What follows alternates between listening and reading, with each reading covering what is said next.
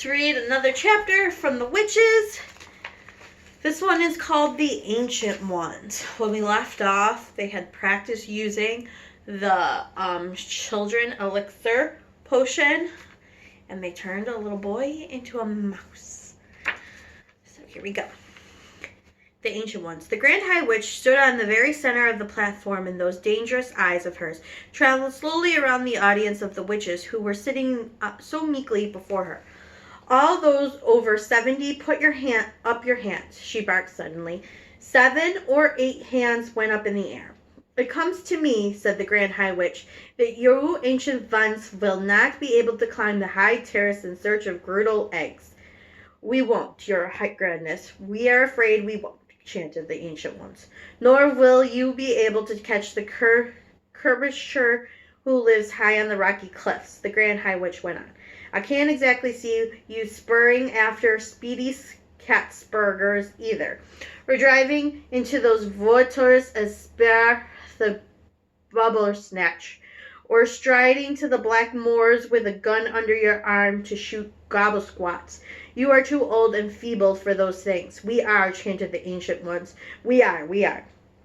You ancient ones have served us well over many years, said the Grand High Witch, and I will not vanish or deny you the pleasure of bumping off a few thousand children each of just because you have become old and feeble. I have therefore prepared personally with my own hands a limited quantity delayed action mouse maker, which I will distribute to the ancient ones before you leave the hotel.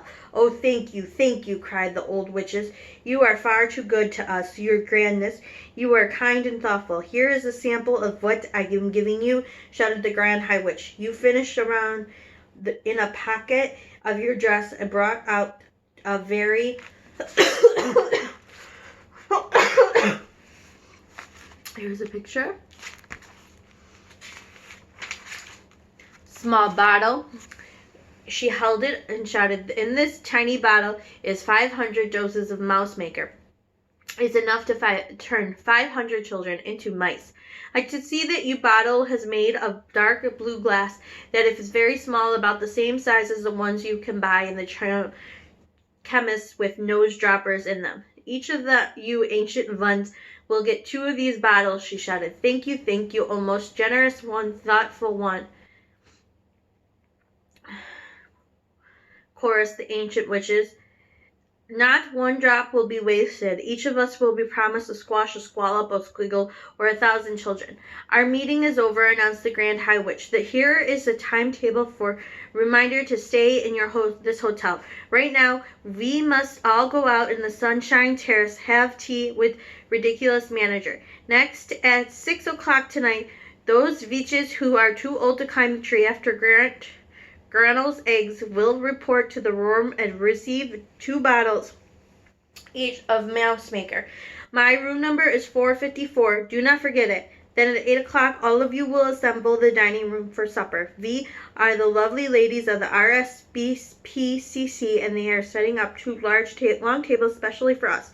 But do not forget to put the cotton plugs for your nose. That is the dining room. Will full of filthy little children without nose plugs. You stink will be unbearable. Apart from that, remember to have behaved normally at all times. Is everything clear? Any questions? I have one question, your grandness, said the voice of a dance. What happens if one of the chocolates we are giving away in our shops gets eaten by grown-ups? That just too bad for the grown-ups, said the Grand High Witch. This meeting is over, she shouted. Out you go. The witches stood and began gathering their things together. I was watching them through the crack and hoping in heaven they would hurry up and leave so that I might be safe at last. Wait, shrieked one of the witches in the back. Hold everything. Her shrieking voice echoed through the ballroom like a trumpet. All the witches suddenly stopped and turned and looked toward the speaker. She was one of the taller witches. I could see her standing there with her head tilted back and her nose in the air, and she was sucking a great long breath of air through the curvy pink seashell-y nostril of hers. Wait, she shouted again. What is it? Dogs dropping, she yelled. Just when I got a whiff of dogs dropping. Surely not, the other shouted. There couldn't be. Yes, shouted the first witch. There it is again. It's not strong, but it's there. I mean, it's here. It's definitely somewhere not too far away. What's got to go down there? What's going down there? Shouted the Grand High Witch, glaring from the platform. Mildred's just got a whiff of dog's droppings, your grandness. Someone's called out from the back to her. What rubbish is this? Shouted the Grand High Witch. She has dog's droppings on the brain. There's no children in this room. Hang on, cried the witch, called Mildred. Hang on, everybody. Don't move. I'm getting it again. Her huge, curvy nose holes was waving in and out of there like a pair of fishtails. It's getting stronger. It's hitting harder now. Can't the rest of you smell it? All the noses in the air twitched and again went into the air, and the nostrils began to suck and sniff. She's right, cried another voice. She's absolutely right. Dog's droppings, it is, strong and foul. In a matter of seconds, the entire assembly of witches were taking up a dreaded cry of dog's droppings. Dog's droppings, they shouted. The room was full of it. Pooh, pooh, pooh.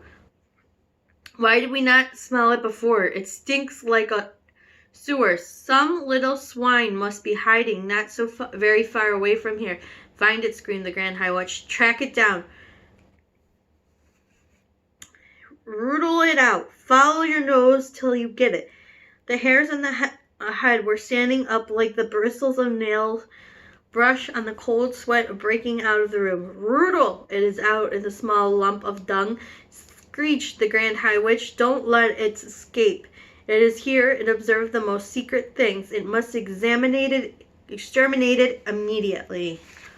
Uh-oh. They're starting to smell children. Do you think they're going to find them? We're going to find out in Metamorphosis. Here's a picture of the witches. I hope you all have a good day. I will talk to you tomorrow. Mwah!